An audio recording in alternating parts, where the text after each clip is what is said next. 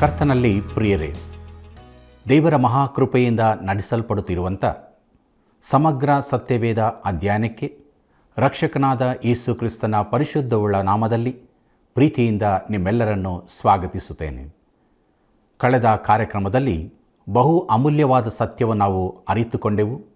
ಬನ್ನಿರಿ ಪ್ರಿಯರೇ, ಇಂದು ನಾವು ಯಾಜಕಾಂಡ ಪುಸ್ತಕದ 10ನೇ ಅಧ್ಯಾಯದ ಮೊದಲಿನ 11 ವಚನಗಳ ಧ್ಯಾನದಲ್ಲಿ ಮಾನವನ ಪಾಪ ಹಾಗೂ ಸ್ವೇಚ್ಛೆಯ ಜೀವಿತದ ಕಲೆಯು ಹೇಗೆ ಅವನ ಜೀವಿತವನ್ನು ಹಾಳು ಮಾಡುತ್ತದೆ ಎಂಬ ಬಹು ಗಂಭೀರವಾದ ಸತ್ಯವನ್ನು ಧ್ಯಾನ ಮಾಡಲಿರುವೆವು. ಆದುದರಿಂದ ದೇವರಾತ್ಮನ ಬಲದೊಂದಿಗೆ ಇಂದಿನ ಅಧ್ಯಯನವನ್ನು ಪ್ರಾರಂಭಿಸೋಣ. ಕರ್ತನಲ್ಲಿ ಪ್ರೀತಿಯುಳ್ಳ ದೇವಜನರೇ, ಪರಿಶುದ್ಧನೂ ಕೃಪಾ ಸಂಪೂರ್ಣನೂ ಆಗಿರುವ ನಮ್ಮ ರಕ್ಷಕನಾದ ಯೇಸು ಕ್ರಿಸ್ತನ ಪರಿಶುದ್ಧವುಳ್ಳ ನಾಮದಲ್ಲಿ ನಿಮ್ಮೆಲ್ಲರಿಗೂ ನನ್ನ ಪ್ರೀತಿಯ ಹೃದಯಪೂರ್ವಕವಾದ ವಂದನೆಗಳು. ದೇವರ ಮಹಾಕೃಪೆಯಿಂದ ಯಾಜಕಾಂಡ ಪುಸ್ತಕದ 9ನೇ ಅಧ್ಯಾಯದ ಧ್ಯಾನವನ್ನು ಮುಗಿಸಿ ಅದರ ಮೂಲಕವಾಗಿ ನಾವು ಕಂಡುಕೊಂಡಂಥ ಆತ್ಮಿಕ ಸತ್ಯಗಳಿಗಾಗಿ ದೇವರಿಗೆ ಸ್ತೋತ್ರವನ್ನು ಸಲ್ಲಿಸುತ್ತಾ ಬನ್ನಿರಿ, ಯಾಜಕಾಂಡ ಪುಸ್ತಕದ 10ನೇ ಅಧ್ಯಾಯದ ಧ್ಯಾನವನ್ನು ಪ್ರಾರಂಭಿಸೋಣ. ಈ 10ನೇ ಅಧ್ಯಾಯದ ಮುಖ್ಯ ಪ್ರಸ್ತಾಪ ಆರೋನನ ಮಕ್ಕಳಾದ ನಾದಾಬ್, ಅಬೀಹು ಅವರ ವೃತ್ತಾಂತ, ಇದರಿಂದಾಗಿ ಹೊರಟ ನಿಯಮಗಳು, ಈ ಸಂಬಂಧ ಹೋಮಗಳ ಕುರಿತಾದ ನಿಷೇಧಗಳು ಎಂಬುದಾಗಿದೆ. ಪ್ರೀತಿಯುಳ್ಳ ಸಹೋದರ ಸಹೋದರಿಯರೇ, ಯಾಜಕಾಂಡದಲ್ಲಿ ಘಟನೆಗಳ ವಿವರಗಳು ಕಡಿಮೆ, ಆದರೆ ನಿಯಮಗಳು, ಆಚಾರ ವಿಧಿಗಳು, ಕ್ರಮ ನಿಯಮಗಳು ತುಂಬಿರುತ್ತವೆ. ಈ ಅಧ್ಯಾಯದಲ್ಲಿ ಸ್ವಲ್ಪ ಬದಲಾವಣೆ ಇದ್ದು ಒಂದು ನಡೆದ ಘಟನೆಯ ಉಲ್ಲೇಖವಿದೆ, ಆದರೆ ಇದು ಅತೀ ಭಯಂಕರ ದುಃಖಕರ ಘಟನೆಯಾದ್ದರಿಂದ ಘಟನೆಯ ಮೇಲಣ ಆಸಕ್ತಿ ಕುಂದಿ ಹೋಗುತ್ತದೆ. ಮಾನವನ ಪಾಪ ಹಾಗೂ ಸ್ವೇಚ್ಛೆಯ ಕುರಿತಾದ ಒಂದು ಕಲೆ ಇದಾಗಿದೆ. ಆರೋನನ 2 ಪುತ್ರರ ಅವಿಧೇಯತನ ಹಾಗೂ ದುರ್ವರ್ತನೆಯು ದಾಖಲಾಗಿದೆ. ಇಂದಿನ ಅಧ್ಯಾಯದಲ್ಲಿನ ಪ್ರತಿಷ್ಠೆಯ ಮಹಾಮಹಿಮೆಯ ದಿನದ ಬಳಿಕ ಈ ಸಂಗತಿ ನಡೆಯುತ್ತದೆ. ವಿಜಯದ ಸಂಭ್ರಮದ ಬೆನ್ನಲ್ಲೇ ಸೋಲಿನ ಅನುಭವ. ಯೆಹೋಶುವನ ಪುಸ್ತಕದಲ್ಲಿಯೂ ಯೆರಿಕೋ ಜಯದ ಸಂಭ್ರಮದ ಬೆನ್ನಲ್ಲೇ ಆಯಿ ಎಂಬಲ್ಲಿ ಆದ ಸೋಲು ಕೂಡ ಕಂಡುಬರುತ್ತದೆ. ದೇವರು ಸೀನಾಯಿ ಬೆಟ್ಟದಲ್ಲಿ ಕೊಟ್ಟಿರುವ ಸ್ಪಷ್ಟ ನಿರ್ದೇಶನಗಳ ಬೆಳಕಿನಲ್ಲಿ ನಾದಾಬ್, ಅಬೀಹು ಅವರ ವರ್ತನೆ ಭಯ ಹುಟ್ಟಿಸುವಂಥದ್ದಾಗಿದೆ.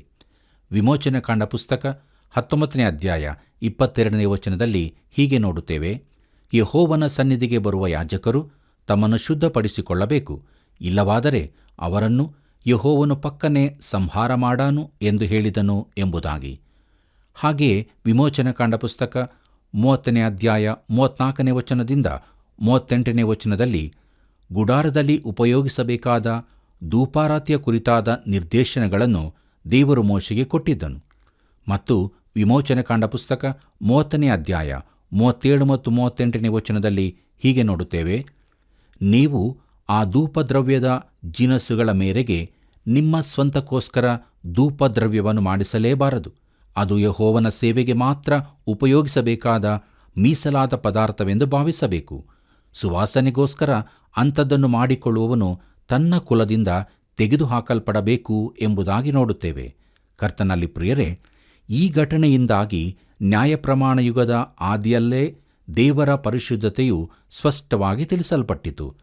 ಕೃಪೆಯ ಯುಗದ ಆದಿಯಲ್ಲಿ ದೇವರ ಪರಿಶುದ್ಧತೆಯು ಅನನೀಯ ಸಫೈರಳ ವೃತ್ತಾಂತದಲ್ಲಿ ಪ್ರಕಟವಾಯಿತು. ಈ ಎರಡೂ ಘಟನೆಗಳಲ್ಲೂ ಮರಣವೇ ನಿಶ್ಚಿತ ಶಿಕ್ಷೆಯಾಯಿತು. ನಮ್ಮ ದೇವರು ಪರಿಶುದ್ಧನು, ತನ್ನ ಮಕ್ಕಳೊಂದಿಗೆ ಆ ಮಟ್ಟದಲ್ಲೇ ವ್ಯವಹರಿಸುತ್ತಾನೆ. ಇಬ್ರಿಯ ಗ್ರಂಥಕರ್ತನು ಹೀಗೆ ಹೇಳುತ್ತಾನೆ. ಇಬ್ರಿಯರಿಗೆ ಬರೆದ ಪತ್ರಿಕೆ 12ನೇ ಅಧ್ಯಾಯ 29ನೇ ವಚನದಲ್ಲಿ ನಮ್ಮ ದೇವರು ದಹಿಸುವ ಅಗ್ನಿಯಾಗಿದ್ದಾನೆ ಎಂಬುದಾಗಿ. ಹಾಗೆಯೇ ಕೊರಿಂಥದವರಿಗೆ ಬರೆದಂಥ 2ನೇ ಪತ್ರಿಕೆ 5ನೇ ಅಧ್ಯಾಯ 11ನೇ ವಚನದಲ್ಲಿ ಹೀಗೆ ಹೇಳುತ್ತದೆ: ಕರ್ತನ ಭಯವು ನಮಗಿರುವುದರಿಂದ ನಾವು ಮನುಷ್ಯರನ್ನು ಒಡಂಬಡಿಸುತ್ತೇವೆ ಎಂಬುದಾಗಿ. ಪ್ರೀತಿಯುಳ್ಳ ದೇವಜನರೇ, ಈ ಸತ್ಯಾಂಶವನ್ನು ನಾವು ಗ್ರಹಿಸಿಕೊಳ್ಳುವುದು ಅತಿ ಅವಶ್ಯವಾಗಿದೆ. ಇಬ್ರಿಯರಿಗೆ ಬರೆದ ಪತ್ರಿಕೆ 12ನೇ ಅಧ್ಯಾಯ 25ನೇ ವಚನದಲ್ಲಿ ಒಂದು ಎಚ್ಚರಿಕೆ ಕೊಡಲ್ಪಟ್ಟಿದೆ. ಅಲ್ಲಿ ಹೀಗೆ ಓದುತ್ತೇವೆ: ನೀವು ಮಾತನಾಡುತ್ತಿರುವಾತನ ಮಾತನ್ನು ಕೇಳಲೊಲ್ಲವೆಂದು ಹೇಳಬಾರದು. ಭೂಮಿಯ ಮೇಲೆ ದೈವೋಕ್ತಿಗಳನ್ನಾಡಿದವನಿಗೆ ಕಿವಿಗೊಡ ಮನಸ್ಸಿಲ್ಲದೆ ಇದ್ದ ಇಸ್ರಾಯೇಲ್ಯರು ದಂಡನೆಗೆ ತಪ್ಪಿಸಿಕೊಳ್ಳದಿದ್ದರೆ ಪರಲೋಕದಿಂದ ಮಾತಾಡುವವನಿಗೆ ನಾವು ಕಿವಿಗೊಡ ಮನಸ್ಸಿಲ್ಲದೆ ತೊಲಗಿದರೆ ಹೇಗೆ ತಪ್ಪಿಸಿಕೊಂಡೆವು ಎಂಬುದಾಗಿ. ಹೌದು ಪ್ರೀತಿಯುಳ್ಳ ದೇವಜನರೇ, ಈ ದಿನಗಳಲ್ಲಿ ದೊಡ್ಡ ಪಾಪ ಇದಾಗಿದೆ. ದೇವರು ತನ್ನ ವಾಕ್ಯದಲ್ಲಿ ಹೇಳುವುದನ್ನು ಜನರು ಕೇಳುವುದಿಲ್ಲ. ಪ್ರೀತಿಯುಳ್ಳ ದೇವಜನರೇ, ಮುಂದುವರೆದು ನಾವು ಆರೋನನ ಮಕ್ಕಳಾದ ನಾದಾಬ್, ಅಬೀಹು ಇವರ ವೃತ್ತಾಂತಗಳನ್ನು ನೋಡೋಣ. ಯಾಜಕಾಂಡ ಪುಸ್ತಕ 10ನೇ ಅಧ್ಯಾಯ 1 ಮತ್ತು 2ನೇ ವಚನ ಈ ರೀತಿಯಾಗಿ ಹೇಳುತ್ತದೆ. ಆರೋನನ ಮಕ್ಕಳಲ್ಲಿ ನಾದಾಬ್, ಅಬೀಹು ಎಂಬಿಬ್ಬರು ತಮ್ಮ ತಮ್ಮ ಧೂಪಾರಾತಿಗಳಲ್ಲಿ ಯೆಹೋವನು ಆಜ್ಞಾಪಿಸದೇ ಇದ್ದ ಬೇರೆ ಬೆಂಕಿಯನ್ನಿಟ್ಟು ಅದರ ಮೇಲೆ ಧೂಪದ್ರವ್ಯವನ್ನು ಹಾಕಿ ಆತನ ಸನ್ನಿಧಿಯಲ್ಲಿ ಸಮರ್ಪಿಸಲಾಗಿ ಯೆಹೋವನ ಸನ್ನಿಧಿಯಿಂದ ಬೆಂಕಿ ಹೊರಟು ಅವರನ್ನು ನಾಶ ಮಾಡಿತು. ಅವರು ಯೆಹೋವನ ಸನ್ನಿಧಿಯಲ್ಲೇ ಸತ್ತರು ಎಂಬುದಾಗಿ. ಕರ್ತನಲ್ಲಿ ಪ್ರೀತಿಯುಳ್ಳ ದೇವಜನರೇ, ಇಂತಹ ಕಠಿಣ ಶಿಕ್ಷೆ ಅವರ ಮೇಲೆ ಬರುವಂತಾಗಲು ಅವರು ಮಾಡಿದ ನಿಜವಾದ ತಪ್ಪೇನು? ಈ ಘಟನೆಯನ್ನು ಸ್ವಚಿತ್ತದ ಆರಾಧನೆ ಎಂದು ಹೇಳಬಹುದು. ಅವರು ಏನು ತಪ್ಪು ಮಾಡಿದರು? ನಾನು ಈ 3 ಕಾರಣಗಳನ್ನು ಅದಕ್ಕೆ ಕೊಡುತ್ತೇನೆ. ಅದೇನೆಂದರೆ, ಮೊದಲನೆಯದು, ಅವರು ಧೂಪಾರಾತಿಯನ್ನು ಯಜ್ಞವೇದಿಯಲ್ಲಿನ ಬೆಂಕಿಯಿಂದ ಹಚ್ಚಿಕೊಳ್ಳಲಿಲ್ಲ. ವೇದಿಯ ಬೆಂಕಿಯು ಪರಲೋಕದಿಂದಲೇ ಬಂದದ್ದಾಗಿತ್ತು. ಈ ಕ್ರಮವನ್ನು ಅವರು ಅನುಸರಿಸಬೇಕಾಗಿತ್ತು.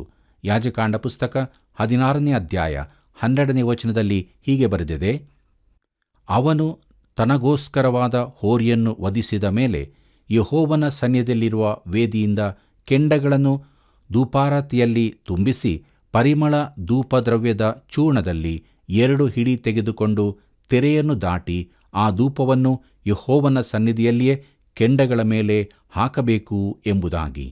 ಪ್ರೀತಿಯುಳ್ಳ ದೇವಜನರೇ, ಕೊರೋಹನ ಅವಿಧೇಯತೆ ಘಟನೆಯಲ್ಲಿಯೂ ಇದೇ ಕ್ರಮವನ್ನು ಅನುಸರಿಸಲಾಗಿತ್ತು.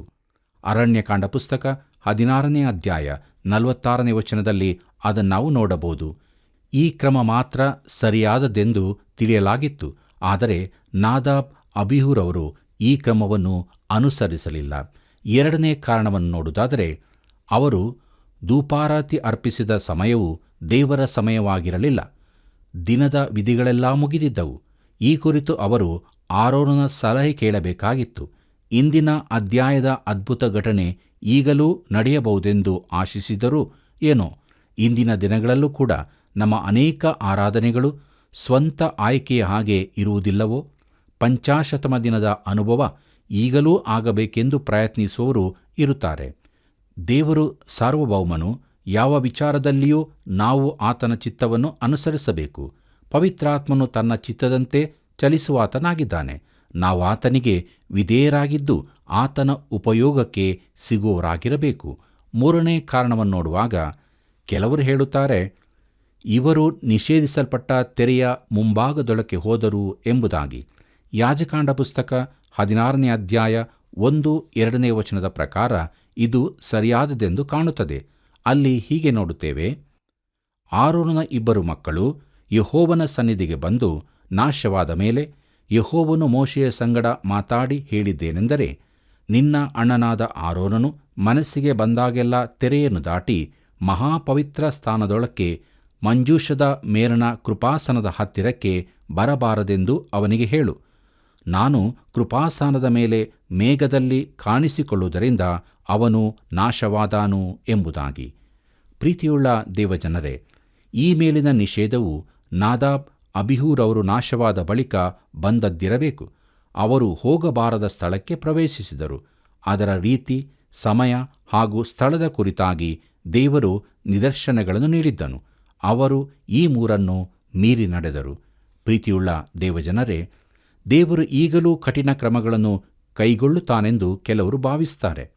ನಮ್ಮ ದೇವರು ತನ್ನ ಗೌರವವನ್ನು ಕಾಪಾಡಿಕೊಳ್ಳುವನೆಂದು ಇದು ತೋರಿಸುತ್ತದೆ. ಆತನು ತನ್ನ ಎಲ್ಲ ವ್ಯವಹಾರಗಳಲ್ಲಿ ಸಾರ್ವಭೌಮನಾಗಿರುವುದರಿಂದ ಆತನ ಬಳಿಗೆ ಆತನ ಷರತ್ತುಗಳಿಗನುಸಾರವಾಗಿ ಬರತಕ್ಕದ್ದು. ಯಜ್ಞಗಳಿಗಿಂತ ವಿಧೇಯತೆ ಮೇಲು ಎಂಬುದು ಈಗಲೂ ಸತ್ಯವಾದದ್ದಾಗಿದೆ. ಪ್ರಿಯರೇ, ನಮ್ಮ ಆರಾಧನೆ ಎಷ್ಟೇ ಯಥಾರ್ಥವಾದದ್ದಾದರೂ ನಮ್ಮ ಇಷ್ಟದಂತೆ ಮಾಡಿದ್ದನ್ನು ದೇವರು ಎಂದಿಗೂ ಅಂಗೀಕರಿಸುವುದಿಲ್ಲ. ಈ ವ್ಯಕ್ತಿಗಳ ಉನ್ನತ ಸ್ಥಾನವು ಅವರಿಗೆ ಯಾವ ರಿಯಾಯಿತಿಯನ್ನು ತೋರಿಸಲಿಲ್ಲವೆಂಬುದನ್ನು ನಾವು ತಿಳಿಯಬೇಕು. ಪ್ರೀತಿಯುಳ್ಳ ದೇವಜನರೇ, ಇಲ್ಲಿ ಕೊಡಲ್ಪಟ್ಟ ತ್ವರಿತ ದಂಡನೆ ನಮಗೆ ಆಶ್ಚರ್ಯವಾಗಿ ಕಾಣುತ್ತದೆ. ಬೆಂಕಿಯು ಕರ್ತನಿಂದ ಬಂತೆಂಬುದನ್ನು ನಾವು ಅಲ್ಲಗಳೆಯಲಿಕ್ಕೆ ಸಾಧ್ಯವಿಲ್ಲ. ಕೃಪೆಯ ಯುಗದಲ್ಲೂ ನ್ಯಾಯ ತೀರ್ಪು ಖಂಡಿತವೆಂಬುದನ್ನು ನಾವು ತಿಳಿಯತಕ್ಕದ್ದು. ಕೊರಿಂಥದವರಿಗೆ ಬರೆದಂಥ ಮೊದಲನೇ ಪತ್ರಿಕೆ 11ನೇ ಅಧ್ಯಾಯ 30ನೇ ವಚನ ಹೀಗೆ ಹೇಳುತ್ತದೆ: ಈ ಕಾರಣದಿಂದಲೇ ನಿಮ್ಮಲ್ಲಿ ಅನೇಕರು ರೋಗಿಗಳೂ ಬಲಹೀನರೂ ಆಗಿದ್ದೀರಿ ಎಂಬುದಾಗಿ. ಪ್ರಿಯರೇ, ಅನನೀಯ ಸಫೈರಳ ವಿಚಾರದಲ್ಲೂ ಇದು ಕೂಡಲೇ ಸಂಭವಿಸಿತು. ಪ್ರಿಯರೇ, ಇದರ ಅರ್ಥ ಕ್ರಿಸ್ತನಲ್ಲಿರುವ ವಿಶ್ವಾಸಿಯು ತನ್ನ ರಕ್ಷಣೆಯನ್ನು ಕಳೆದುಕೊಳ್ಳುತ್ತಾನೆಂದು ಅರ್ಥವಲ್ಲ.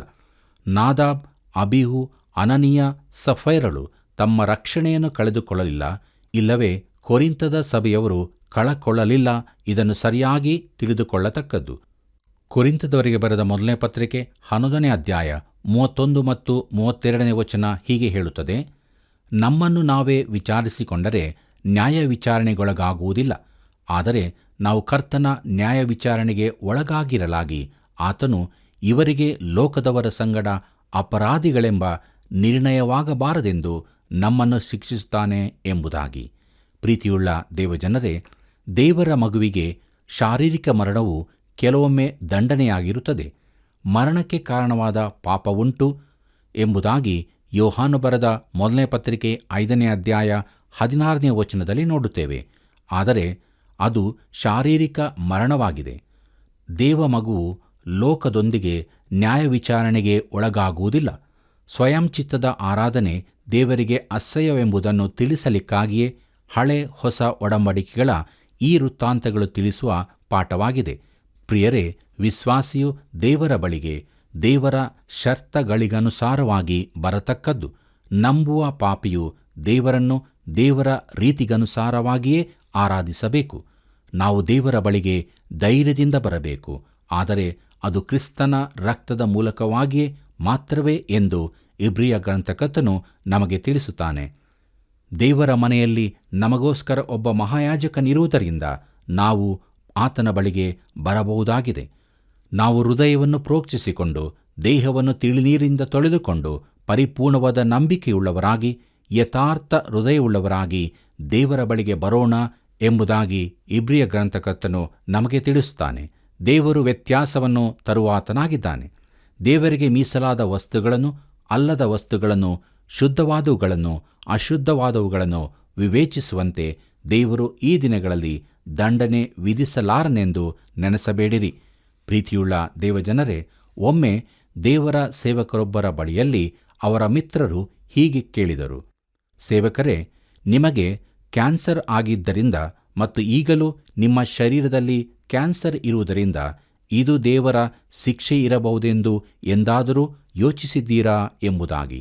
ಅದಕ್ಕೆ ದೇವರ ಸೇವಕರು ಹೀಗೆ ಉತ್ತರಿಸಿದರು: ರಾತ್ರಿಯ ಜಾವಗಳಲ್ಲಿ ನನಗೆ ಎಚ್ಚರವಾದಾಗ ನಾನು ಹಾಗೇ ಯೋಚಿಸಿದೆ ಮತ್ತು ದೇವರಿಗೆ ಆ ಕುರಿತು ಮೊರೆಯಿಟ್ಟೆನು. ನಾನು ನನ್ನನ್ನು ಪ್ರತ್ಯೇಕವಾಗಿರಿಸಿಕೊಂಡು ಮಾತಾಡುತ್ತಿಲ್ಲ. ನಾವು ನಮ್ಮನ್ನು ವಿಚಾರಿಸಿಕೊಳ್ಳದಿದ್ದಲ್ಲಿ ದೇವರು ನಮ್ಮನ್ನು ವಿಚಾರಿಸುತ್ತಾನೆ. ನಾವು ಲೋಕದೊಂದಿಗೆ ನ್ಯಾಯ ತೀರ್ಪಿಗೊಳಗಾಗುವುದಿಲ್ಲ. ದೇವರು ಎಲ್ಲವನ್ನು ಸರಿಯಾಗಿಯೇ ಮಾಡುತ್ತಾನೆ. ಸಂಗತಿಗಳನ್ನು ನಾನು ನಿಮಗೆ ಹೇಳುವಾಗ ಅನುಭವ ಹೊಂದಿಯೇ ಹೇಳುತ್ತೇನೆ.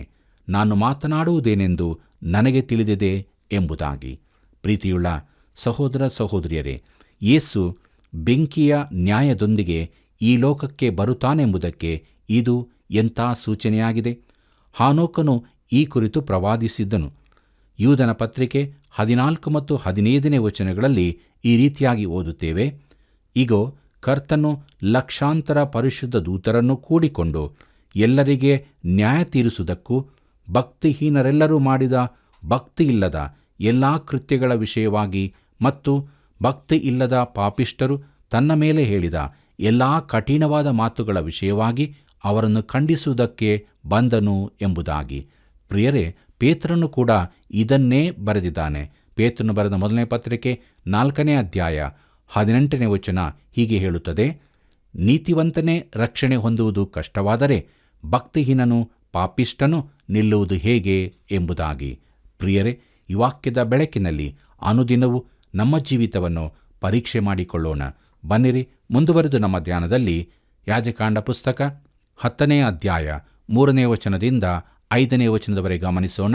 ಅಲ್ಲಿ ಹೀಗೆ ಬರೆದದೆ, ಆಗ ಮೋಶೆ ಆರೋನನಿಗೆ, ಯೆಹೋವನು ಹೇಳಿದ ಮಾತಿಗೆ ಇದೇ ದೃಷ್ಟಾಂತ. ಆ ಮಾತು ಏನೆಂದರೆ, ನಾನು ಪರಿಶುದ್ಧನೆಂಬುದನ್ನು ನನ್ನ ಬಳಿಯಲ್ಲಿರುವವರ ಮೂಲಕವಾಗಿಯೇ ತೋರ್ಪಡಿಸುವೆನು, ಜನರೆಲ್ಲರಿಗೆ ತಿಳಿಯುವಂತೆ ನನ್ನ ಘನತೆಯನ್ನು ಸ್ಥಾಪಿಸುವೆನು ಎಂಬುದೇ ಎಂದು ಹೇಳಿದನು.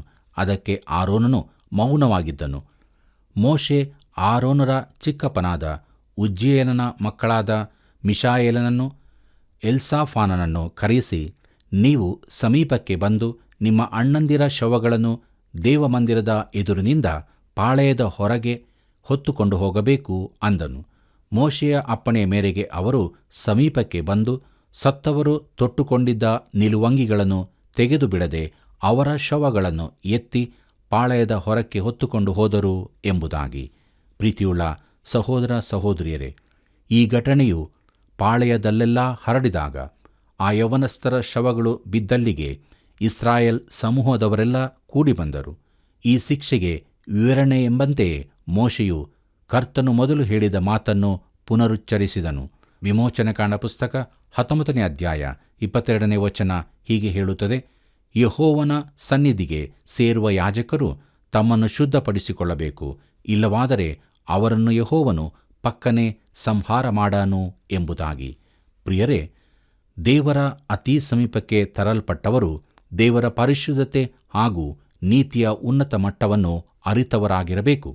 ಆಮೋಸನ ಪ್ರವಾದನೆ ಗ್ರಂಥ 3ನೇ ಅಧ್ಯಾಯ 2ನೇ ವಚನದಲ್ಲಿ ಹೀಗೆ ನೋಡುತ್ತೇವೆ, ಭೂಮಿಯ ಸಕಲ ಕುಲಗಳೊಳಗೆ ನಿಮ್ಮನ್ನು ಮಾತ್ರ ನನ್ನವರೆಂದು ಅರಿತುಕೊಂಡಿದ್ದೇನೆ, ಆದ ಕಾರಣ ನಿಮ್ಮ ಎಲ್ಲ ಪಾಪಗಳ ಫಲವನ್ನು ನಿಮಗೆ ತಿನ್ನಿಸುವೆನು ಎಂಬುದಾಗಿ.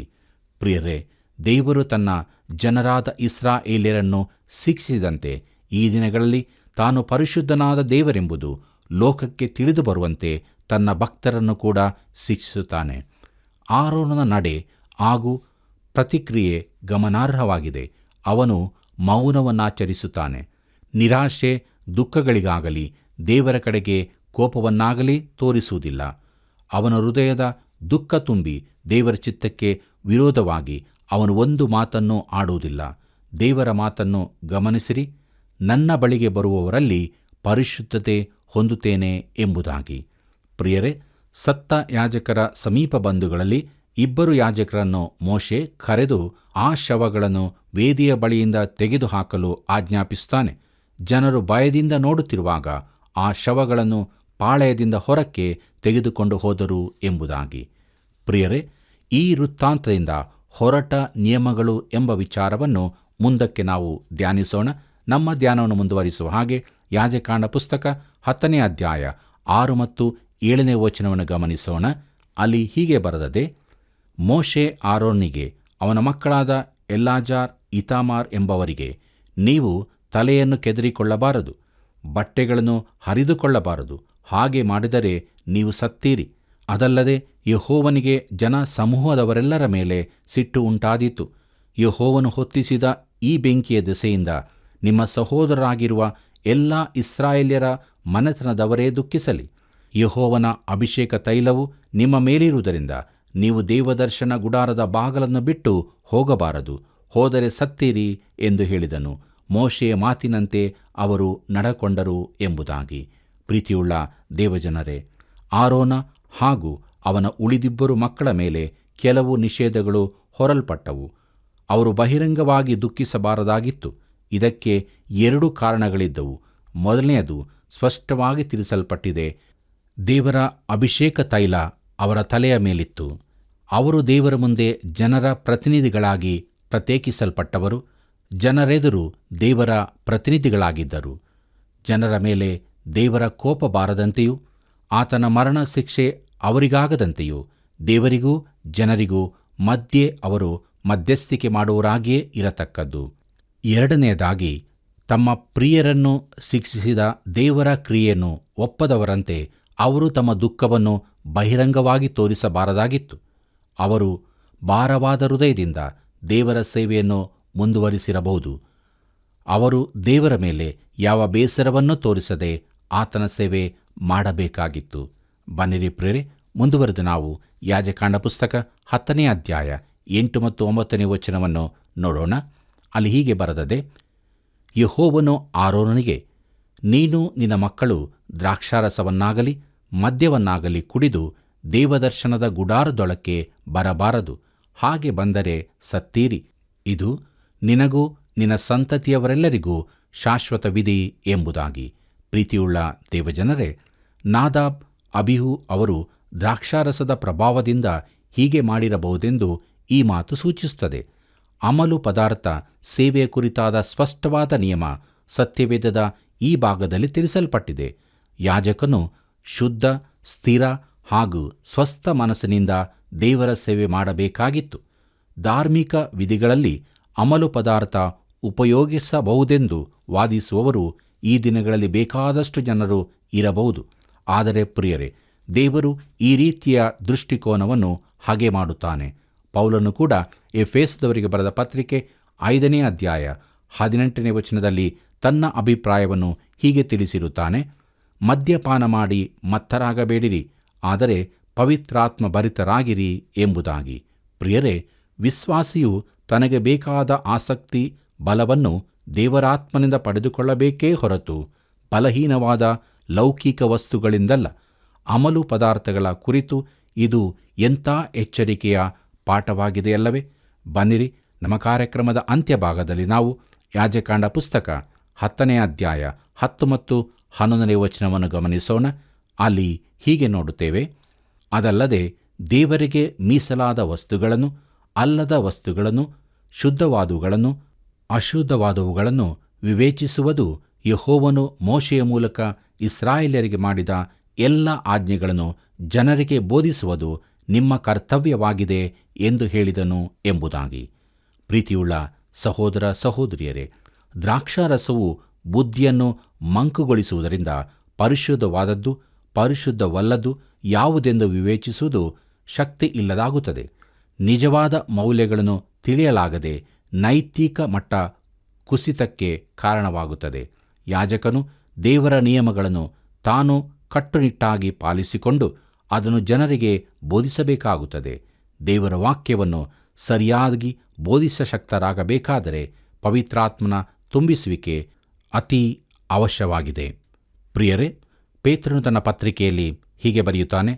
ಪೇತ್ರನು ಬರೆದ ಮೊದಲನೇ ಪತ್ರಿಕೆ 2ನೇ ಅಧ್ಯಾಯ 9ನೇ ವಚನದಲ್ಲಿ, ನೀವಾದರೂ ನಿಮ್ಮನ್ನು ಕತ್ತಲೆಯೊಳಗಿಂದ ಕರೆದು ತನ್ನ ಆಶ್ಚರ್ಯಕರವಾದ ಬೆಳಕಿನಲ್ಲಿ ಸೇರಿಸಿದಾತನ ಗುಣಾತಿಶಯಗಳನ್ನು ಪ್ರಚಾರ ಮಾಡುವವರಾಗುವಂತೆ ದೇವರಾದುಕೊಂಡ ಜನಾಂಗವು, ರಾಜ್ಯವಂಶಸ್ಥರಾದ ಯಾಜಕರು, ಮೀಸಲಾದ ಜನವು, ದೇವರ ಸ್ವಕೀಯ ಪ್ರಜೆಯೂ ಆಗಿದ್ದೀರಿ ಎಂಬುದಾಗಿ. ಪ್ರೀತಿಯುಳ್ಳ ದೇವಜನರೇ, ವಿಶ್ವಾಸಿಗಳಾದ ನಮ್ಮ ಜೀವಿತವೂ ಕೂಡ ಯಾವಾಗಲೂ ಶುದ್ಧತೆಯಿಂದಲೂ ಸ್ಥಿರಚಿತ್ತದಿಂದಲೂ ಮತ್ತು ಸ್ವಸ್ಥ ಮನಸ್ಸಿನಿಂದ ಕೂಡಿದ್ದಾಗಿರಬೇಕು. ಹೀಗೆ ಜೀವಿಸುವಾಗ ದೇವರು ತಾನೇ ನಮ್ಮನ್ನು ಆಶೀರ್ವದಿಸಿ ನಡೆಸುತ್ತಾನೆ. ಹೀಗಾಗುವಂತೆ ದೇವರು ತಾನೇ ನಮ್ಮ ಜೊತೆ ಇದ್ದುಕೊಂಡು ನಮ್ಮನ್ನು ನಡೆಸಲಿ. ಆತನ ಕೃಪೆಯು ಸದಾ ನಿಮ್ಮೆಲ್ಲರ ಸಂಗಡ ಇರಲಿ. ಕರ್ತನಲ್ಲಿ ಪ್ರಿಯರೇ, ದೇವರ ವಾಕ್ಯ ಧ್ಯಾನದಲ್ಲಿ ನಾವು ತಿಳಿದುಕೊಂಡೆವು, ದೇವರು ತನ್ನ ಗೌರವವನ್ನು ಯಾವಾಗಲೂ ಕಾಪಾಡಿಕೊಳ್ಳುತ್ತಾನೆ. ಆತನು ತನ್ನ ವ್ಯವಹಾರದಲ್ಲಿ ಸಾರ್ವಭೌಮನಾಗಿದ್ದಾನೆ. ಆದುದರಿಂದ ನಮ್ಮ ಹೃದಯವನ್ನು ಪ್ರೋಕ್ಷಿಸಿಕೊಂಡು ದೇಹವನ್ನು ತಿಳಿನೀರಿನಿಂದ ತೊಳೆದುಕೊಂಡು ಯಥಾರ್ಥ ನಂಬಿಕೆಯುಳ್ಳವರಾಗಿ ದಿನಾಲೂ ಆತನ ಕೃಪಾಸನದ ಬಳಿಗೆ ಬಂದು ಆತನ ಆಶೀರ್ವಾದವನ್ನು ಹೊಂದಿಕೊಳ್ಳೋಣ. ಬನ್ನಿರಿ, ಪ್ರಾರ್ಥನೆ ಮಾಡೋಣ. ಕೃಪಾಳು ದೇವರೇ, ನೀನು ಕೊಟ್ಟಂಥ ಜೀವಿತಕ್ಕಾಗಿ ನಿನಗೆ ಸ್ತೋತ್ರ. ನಮ್ಮ ಈ ಜೀವಿತದಲ್ಲಿ ನಾವು ನಿನಗೆ ವಿಧೇಯರಾಗಿ ಯಥಾರ್ಥವಂತರಾಗಿ ನೀನಿಟ್ಟಂಥ ಸ್ಥಿತಿಯಲ್ಲಿ ನಮ್ಮ ಜೀವಿತವನ್ನು ಜೀವಿಸುವುದಕ್ಕೆ ಸಹಾಯ ಮಾಡು. ಒಂದೊಂದು ಜೀವಿತಗಳು, ಕುಟುಂಬಗಳನ್ನು ನೀನು ಆಶೀರ್ವದಿಸು, ನಂಬಿಗಸ್ತಿಕೆಯಲ್ಲಿ ಮುನ್ನಡೆಸು. ಸಭೆಯಲ್ಲಿ ಆತ್ಮಿಕ ರೀತಿಯಲ್ಲಿ ಸತ್ಯಕ್ಕೆ ತಕ್ಕ ಹಾಗೆ ಆರಾಧನೆಗಳು ನಡೆಸಲ್ಪಡಲಿ. ಇನ್ನೂ ಪಾಪದ ಕಳೆಯುಳ್ಳಂಥ ಜೀವಿತಗಳನ್ನು ಬದಲಾಯಿಸಿ ಪರಿಶುದ್ಧತೆಗೆ ನಡೆಸಬೇಕಾಗಿ ಯೇಸುವೆ ನಿನ್ನ ಮುದ್ದಾದ ನಾಮದಲ್ಲಿ ಬೇಡಿದ್ದೇವೆ ತಂದೆಯೇ, ಆಮೆನ್. ಕರ್ತನಲ್ಲಿ ಪ್ರಿಯರೇ, ದೇವರ ವಾಕ್ಯ ಧ್ಯಾನದ ಮೂಲಕವಾಗಿ ನಾವು ಆಶೀರ್ವದಿಸಲ್ಪಟ್ಟಿದ್ದೇವೆ. ಅದೇ ರೀತಿ ಇನ್ನೂ ಅನೇಕರು ದೇವರನ್ನು ತಿಳಿದುಕೊಳ್ಳಬೇಕಲ್ಲವೇ? ನೀವು ಮಾಡುವಂಥ ಒಂದೊಂದು ಕರೆಯು ಅನೇಕರ ಜೀವಿತವನ್ನು ಬದಲಾಯಿಸುತ್ತದೆ. ಆದುದರಿಂದ ಹಿಂದೆ ಕರೆ ಮಾಡಿರಿ. ಮುಂದಿನ ಕಾರ್ಯಕ್ರಮದಲ್ಲಿ ತಿರುಗಿ ಸಂಧಿಸೋಣ. ದೇವರ ಕೃಪೆಯು ಸದಾ ನಿಮ್ಮ ಸಂಗಡ ಇರಲಿ.